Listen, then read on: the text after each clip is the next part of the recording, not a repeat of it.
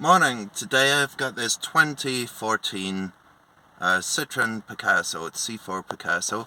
This one is one that I looked at about a year ago, and I found low fuel pressure, and it's never ran right even after I did my thing.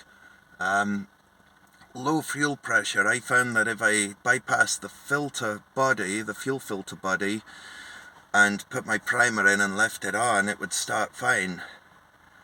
I put a new filter body on it and I thought I fixed it, but on occasions the owner said it didn't work. I came out a couple of times and it started both times. Made it very hard to know what's going on. But since then he said it's become more of an issue and had the car at a few different garages. And oddly enough, every single one of them's replaced the same filter. Housing, I don't know why. Whether they saw my video and thought I'd seen a video on that, the guy changed that, I'll just do it. I don't know. All I know is I improved it because it actually starts now without you having to prime it on the little primer that's on the pump. So I'm at the car now, Sunday morning, and I'm going to see what I can find. And one thing is the fuel filter housing, if that's going to be okay. I've already got this biased sort of opinion that I can rule that out because it's been changed, and it's been changed a few times now. So let's just rule that out. And I'm thinking the hose that goes from the fuel tank right the way to there, I want to check that. Can it hold a vacuum? Is there a split in it somewhere? Maybe start with a visual check, rule that out, because that would certainly do that. And obviously check for fault codes. Show you what it's doing first. Once again, I'm using the Phoenix X link to see what it can do. I'm just going to go into the engine ECU for now. This car, the fact that it has a primer on the fuel pump, you can kind of imagine it's not going to have a pump in the tank. Fuel circuit incoherence on the reserve fuel pressure. That's a P1199. I've got a P2291 starting monitoring. The rise of the pressure in the injector rail is too slow on starting. Again, that would make you think the same as before. Measurement of the air temperature airflow. Now the owner did say disconnect the mass airflow in case that was faulty, so I think that's what that is. So we've got it's taken too long to get up to pressure, and incoherence on the reserve fuel pressure. So it's nearing no fuel. So it's like, it is a fuel problem, starvation problem. So I think we're about right to look at that. Let's not clear it for now. Let's read the data stream. Now I want to go into the fuel information. And what do I want? Fuel pressure. Fuel pressure instruction. And the measurement of the pressure. What else have we got? Ratio control and the regulation. I'll put that up as well. Engine speed, maybe. Current consumed by the high pressure pump, maybe look at that as well. That'll do. Let's have a look at those. There we go, we've got 3 bar in the fuel pressure, but these pressure gauges in the rail are meant for really high pressure. They're not going to be accurate at the lower pressure. So everything's 0. Let's crank it and see what happens. Well, it took a little bit of cranking to start. It's running already. There's the amps, 1.5. Takeover's about right. It says it's running about 300 bar roughly, and it's at 3. See that? It's going between, I'd say 550 to about 200, nearly 600 to 200, so it's fluctuating a lot. The measured fuel pressure. Let's see if we can graph that. I don't know how many graphs we can do. Yeah, so we can look at that. The fuel instruction stays pretty constant. The measured one's going right up to between 550 and 250 bar. So it's not very, it's doing it deliberate, I think. Look at this thing here, that dropped away there. Yeah, that's changing it because it doesn't like what it sees. It's changing the fuel pressure, and sometimes it's actually going to 0% regulation, and the amps is going to 0 as well. So that's command. That's what it's doing. That's what it's trying to do that, and that matches the pressure going up and down. So what have we got here? The fuel pressure, what it should be, it's still going way too high and way too low. It could be the fuel regulator, actually, now I'm thinking, in the tank. Yeah, not in the tank. The fuel regulator that's like the suction control valve or whatever it's going to be called. That one went up even higher there. That's getting up to like 800 maybe, 850 maybe, 9. So I think it could be the regulator that's in the fuel pump, at the back of the fuel pump, like you get a lot in the 2.2 transits. I used to have to change them quite often, sometimes once a year on some cars. So it could be that's not right. If I could prove that the intake to the throttle body was okay, I might switch it off and watch these two again. But it does look like it's controlling it on and off for longer with the amps. It's controlling it that way, and that kind of matches this. And when it doesn't control it at all, I think that's when we go high. We go higher pressure when it's not controlling it, when it stops. Kind of matches the higher peaks there. So I would say it could be a sticky valve. It could just be that sticky pressure regulator, but we're only guessing at the moment. We need to do some testing. What happens if I pick the revs up?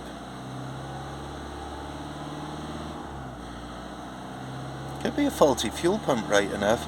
This all happened when I came to it the first time, right back, about a year ago, was because he ran out of fuel.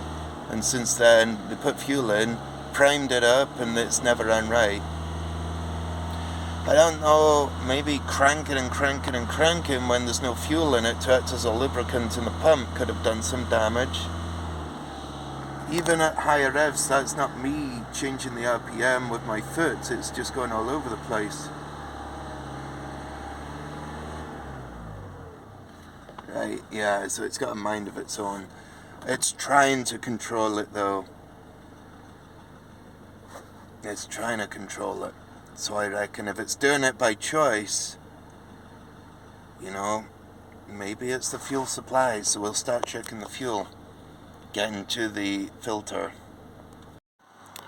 I've connected up to the intake here. I want to see how easy this is to prime. A little primer and a bucket. I'm just wondering, can it prime straight away?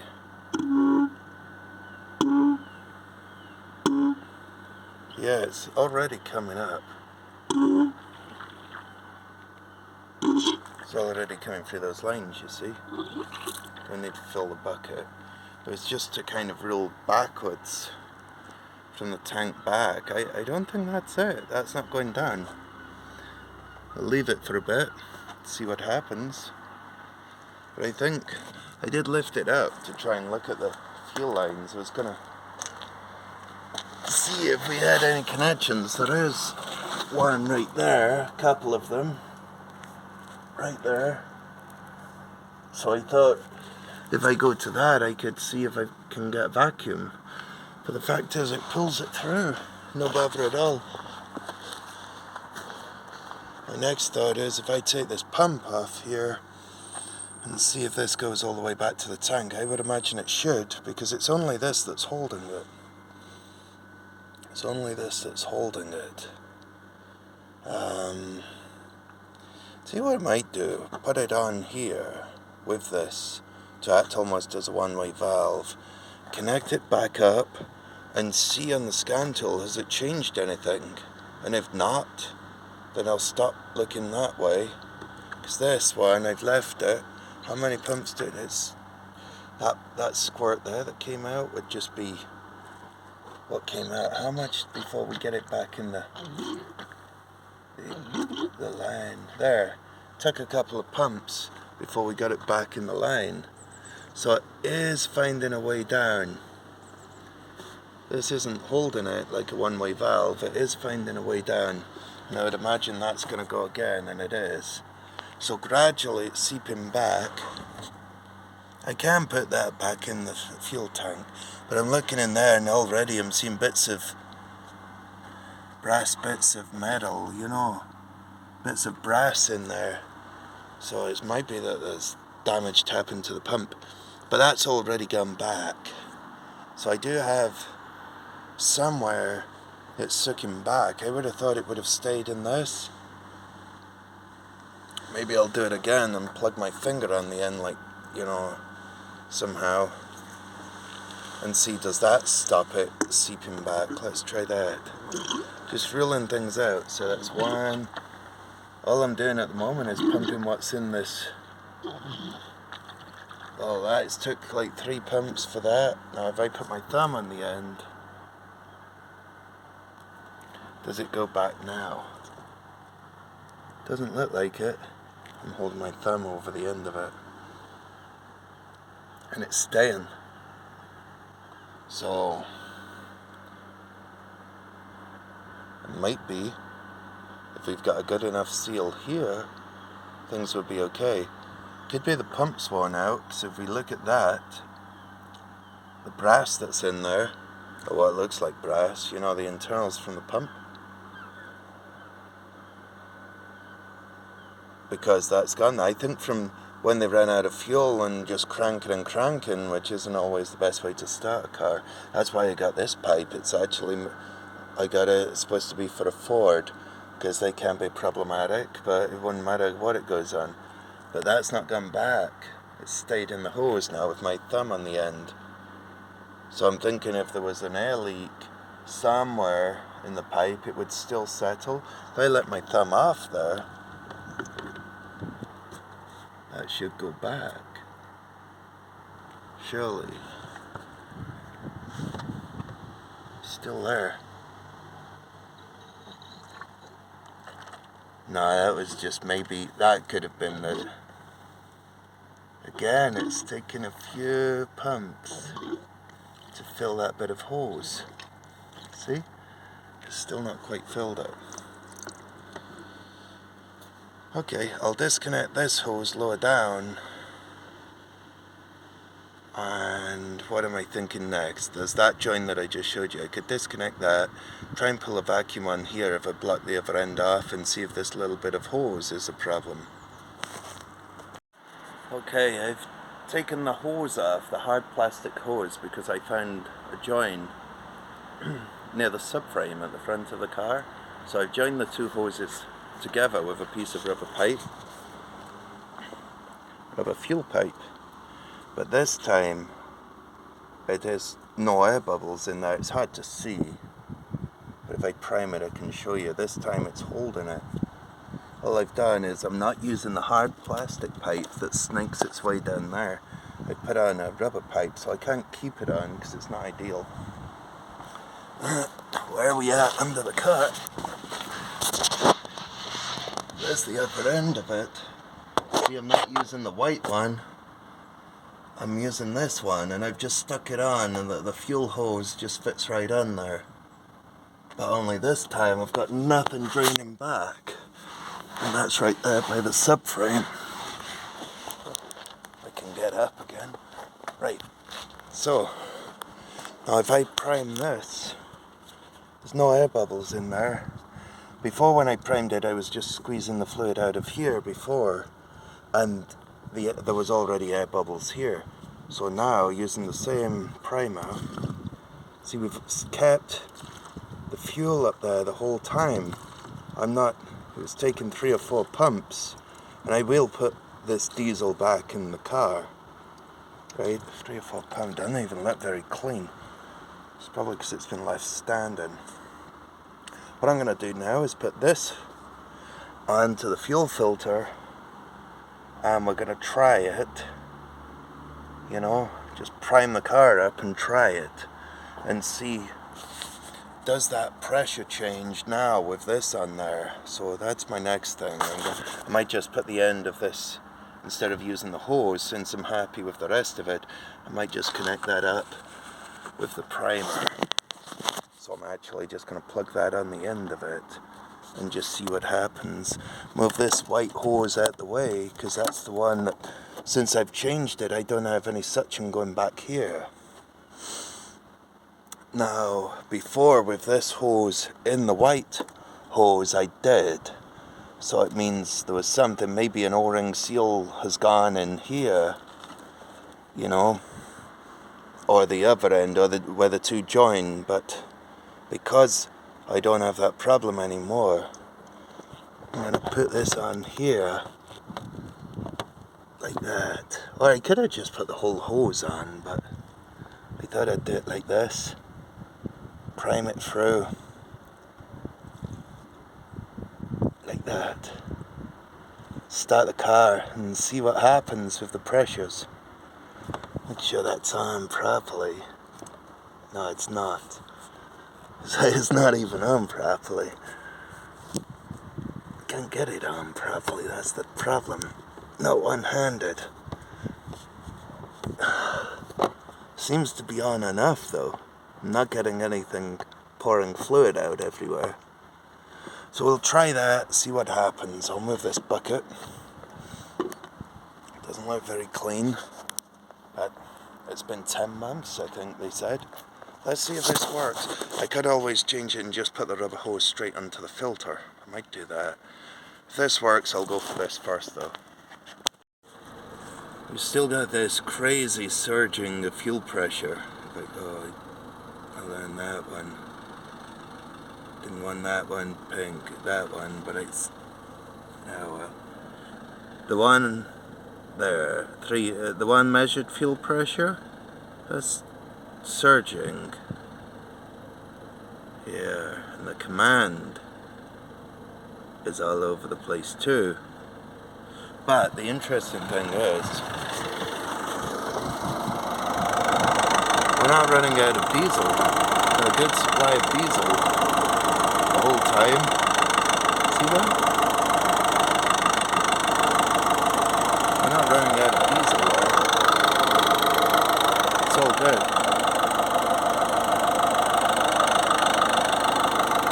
When I do that, does it change the engine? Probably a bit. Maybe I've got to clear these fault codes. If I come back in here, I go back out of that. Maybe if I clear the fault codes, might have to have the ignition on. Engine off. Ignition on. Leave it on. Ah, there we go. I had to keep pressing it like a madman trying to get the button. Just didn't seem to do it. Clear the fault memory, right. Did it do it? I may have missed it. Let's read the fault code. No, they're all still there. Intermittent, low. Want rid of those. Now they've gone. Now they've gone. Read the fault codes. So they're still not there. I put my foot on the clutch. Press the button on the... Now I started it. It did start straight away. Let's... Oh, I've hit the wrong one. It's that data stream I was wanting. Fuel.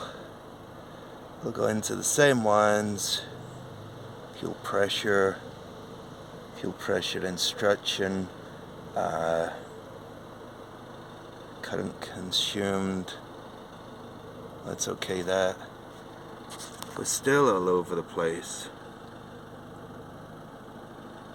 So it's not happy. It's surging. But I reckon it'll start better, and that's his complaint. We'll give this a minute and I'll check for fault codes. Because if they've not come back, it might be that we work on the on the customer complaint of the long crank time. They don't care about the surgeon, right? But this one, we graph that. See how it surges? It's like up and down, but it's controlling it to do that. It's going really high, really low. It's meant to be quite even. See that? That's what it's meant to be in purple, and that's what it is in... I can get that to focus. No. No, I can't do it. That's what it's meant to be anyway. There. That's what it's meant to be, and that's what it is. That's what it's meant to be. It's trying to control it to even it out. See here where it went high for a bit in the duty cycle, that's when it dropped low. So the more it's switched on, the lower the fuel pressure. Okay. But we don't have any lack of fuel. Constant fuel. You gotta switch it off and see how quick it starts. We're just gonna switch it off, see how long it starts. Because that is the complaint. Long crank time. You go to it in the morning, it doesn't start, it's a long crank time. It's one of those ones that started every time I've come here with a relatively short crank time, so it makes it hard to diagnose. And I thought maybe that fuel pressure oscillating like it is, I don't know if that's a fault. Maybe it is the pump, the regulator on the pump. But I just think if he's going to be happy with a pipe, could try that for now and see how it starts. I could just leave it on for now, park it up and ask him, see how you definitely don't drive it on the road, but see how you get on. Maybe that's an idea, give it a day or two. Right, I've been sat about for a while waiting on this to have enough time to try it, because it would always take a little bit of cranking, and so far it's been okay. I did clear the fault codes before fault codes have gone. Now I started it and they've still gone. We've got the graph up. Now after clearing the fault codes, you see it wants it to be 300, well, right around 300 bar, and it's right about 300 bar. All I've done is cleared the fault codes.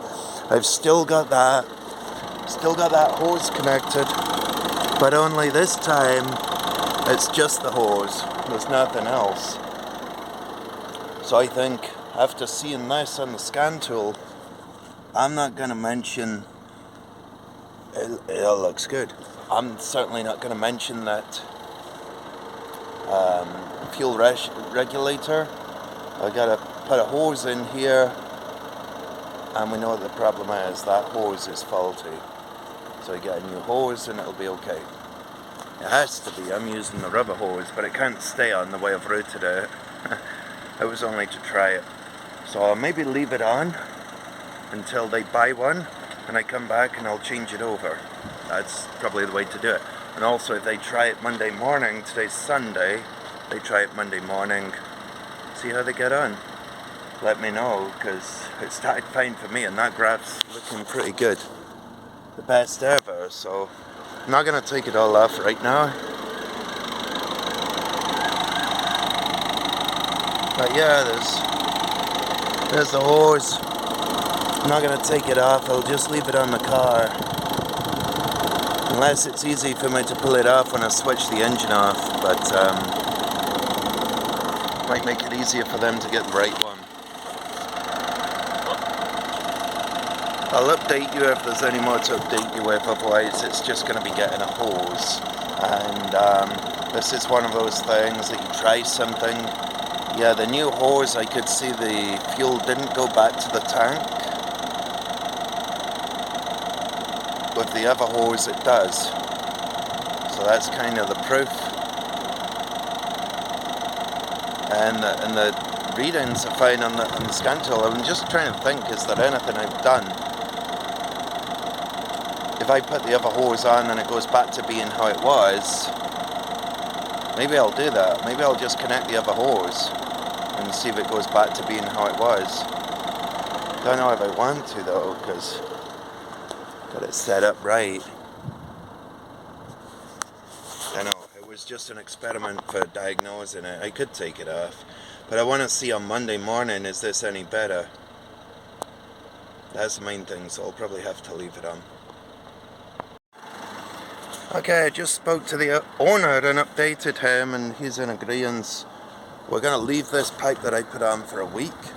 Don't need to drive the car on the road. We can just start it every day. We've got a private area here. It's a car sales place. We could move it about if we need to and see how it goes on. And if they're happy, they're going to order the correct hose. I'll come back, take my rubber hose off and fit the hard plastic one and see how we get on.